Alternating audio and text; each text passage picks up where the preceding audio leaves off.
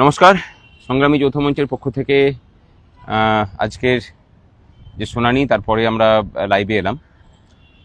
আজকের শুনানিটা আমাদের পক্ষ থেকেই আমাদের আইনজীবী রেখে ইউনিটি ফোরামের যিনি আইনজীবী ছিলেন পূর্ণানন্দীজি তিনি রাখলেন। তারপরে কনফেডারেশনের আইনজীবী তিনি বক্তব্য রাখার পরে সরকার পক্ষ তাদের রিপ্লাই দেওয়াতে সেখানে বেশ কিছু নতুন ফ্যাক্ট তুলে নিয়ে এসছে, যে ফ্যাক্টগুলোর আদৌ কোনো অস্তিত্ব নেই।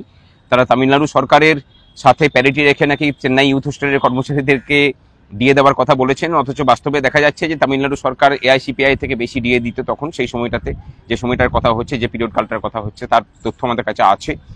এবং তাছাড়া বিভিন্ন ধরনের মিথ্যাচার তারা করেছেন এবং বিভিন্নভাবে গুলিয়ে দেওয়ার চেষ্টা করেছেন। অনেকে হয়তো মনে করছেন যে তার দ্বারা প্রভাবিত হবেন এবং হয়তো মামলা ঘুরে যাবে। আপনারা নিশ্চিন্ত থাকুন, আমাদের পক্ষ থেকে সমস্ত সবাই মিলে চেষ্টা করে যে কাউন্সিল দেওয়া হয়েছে আমাদের পক্ষ থেকে, নিশ্চিন্ত থাকুন যে এই মামলায় আমাদের জয় হবে। আজকেও সরকার চেষ্টা করেছে সময় নিয়ে, যাতে করে সময় অতিবাহিত করে আমাদেরকে এক্সস্ট করে দেওয়া যায়, যাতে করে আমাদের ফান্ড না থাকে এবং আলটিমেটলি আমরা ভালো লয়ারকে দাঁড় করাতে না পারি। আশা করি যে সেটাও সফল হওয়ার নয়।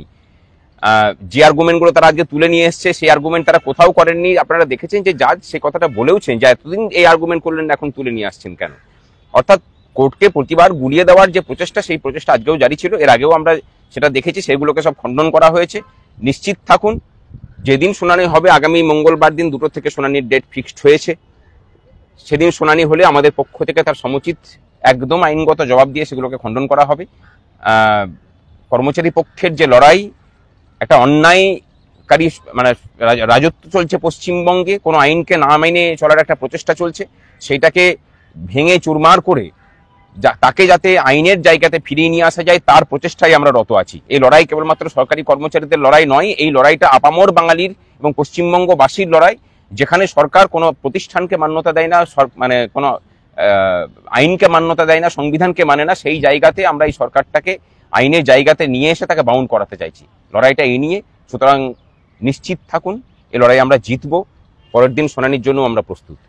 আমার সাথে আমাদের আইনজীবী বিক্রম ব্যানার্জি আছেন। একটা নতুন পয়েন্ট ওরা তোলার চেষ্টা করছে যে রোপাতে এই এন্টাইটেলমেন্ট অফ ডিয়ারনেস অ্যালাওয়েন্স নেই, এটা দুটো ক্ল্যারিফিকেটরি মেমোরেন্ডামে আছে। সেটা নিয়ে আজকে জজ সাহেবরাও আপনারা দেখেছেন কোর্টে বলেছে যে এই পয়েন্ট তো ট্রাইব্যুনাল বা হাইকোর্ট কোনো সময় তোলা হয়নি, শেষ সময় এসে তোলা হচ্ছে। সেটার জবাব আমাদের কাছে রেডি আছে, যেটা আমরা যখন প্রকাশ্যে বলছি না, আমরা যখন হিয়ারিং করব তখন আমরা জানিয়ে দেবো।